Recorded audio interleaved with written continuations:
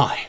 Last week, on Friday, I saw Spider-Man Homecoming in theaters. And I was thinking I wanted to make a little review and give my thoughts on what I thought of the movie. I'm gonna try not to spoil anything. Sure, maybe something will come up that isn't in the trailers or something like that, but yeah, I'm gonna try to not spoil anything still. So this is a spoil-free review of Spider-Man Homecoming. I've read some other reviews already. I saw some Rotten Tomatoes stuff, and they say that it's Marvel's best movie, you know. I've heard things like, this is the best Spider-Man movie, and things like that. And I don't agree with those reviews, or, well, opinions. This is all just opinions from different sources, you know. For me, I actually expected more from Spider-Man Homecoming. It didn't play out the way I thought it would have. Not in a negative way or anything like that. I have no idea what was missing, but it just felt like something was missing, you know? It was packed with action and humor, which was awesome, but it just felt like they left out something. It just felt, I don't know, it was more focused on like, I don't know what the focus was really. So it was like just watching a movie where Peter Parker, Spider-Man, was, you know, the main character, and you saw a bunch of other characters in the movie and stuff. Like, I don't know, it just felt a little bit off somehow, but it was still very good. It started, it had a flow throughout to the middle, and from the middle it continued out to the end. So it had a start, a middle, and an ending, which a movie should have, you know, it should have points, so it flows. I thought the acting was great. I thought the effects in the movie was beautiful. But just leaving the theater, it felt like, alright, I just saw Spider-Man Homecoming. I was expecting more. I've said that already, but it just felt like I would have a better feeling after watching the Spider-Man Homecoming movie. But it just was like, eh. Well, if we're going to compare a little bit with this Spider-Man and the first trilogy with Tobey Maguire and the Amazing Spider-Man with Andrew Garfield, this Spider-Man movie was a complete different take on Spider-Man.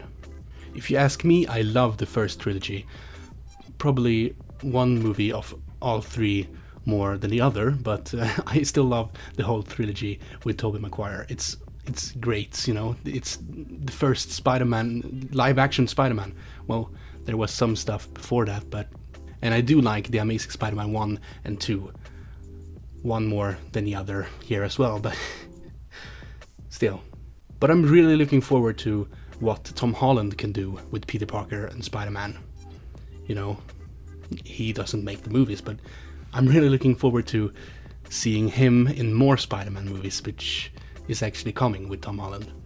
It feels very different, you know, when he is a part of the world where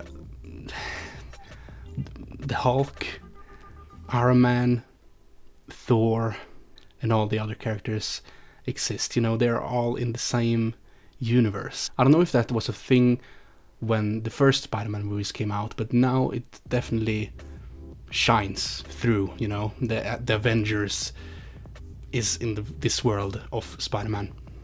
The Spider-Man with Tom Holland is a more funny version of Spider-Man. I feel like the Spider-Man Homecoming, or well, this version of Spider-Man is more aiming for the humor and the comedy. In the previous Spider-Mans with Tobey Maguire and Andrew Garfield, I'm not going to think further back than that, just Tobey Maguire and Andrew Garfield, was a little bit more darker. I think that Marvel is aiming for a more humoristic Spider-Man from now on. I'm not saying that I dislike the humor tones in Spider-Man, but I feel like it needs, not that it needs more darkness and sadness, but you know, it feels like something is missing from this Spider-Man, and it's maybe those, like, we all know the story behind Spider-Man. He got bit by a spider and stuff. They didn't show that in this one, just it got mentioned sometime there in the movie. hoping that is not a spoiler, but I'm just, trying to wrap everything up here. It's more aiming to that he is young in this Spider-Man, and that he goes to school, he wants things. We'll have to wait and see what they have more to bring to this Spider-Man, because as I've said earlier, there will be more Spider-Man featuring Tom Holland. But I'd say that Spider-Man Homecoming is a great introduction into this new take on Spider-Man. So I'm looking forward to what they have more to give us, the viewers, with this Spider-Man. But Spider-Man Homecoming doesn't get a full pointer from me. It gets a 3.5 out of 5 from me, which isn't very high, but I still really enjoyed it. It was good.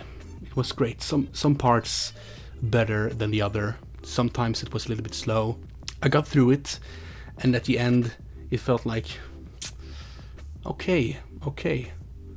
Now I just want to see what you have more to bring us. If you have nothing else to watch, click right here to check out another movie review from me. And if you want to check out more future reviews, click subscribe right up here. Thank you for watching.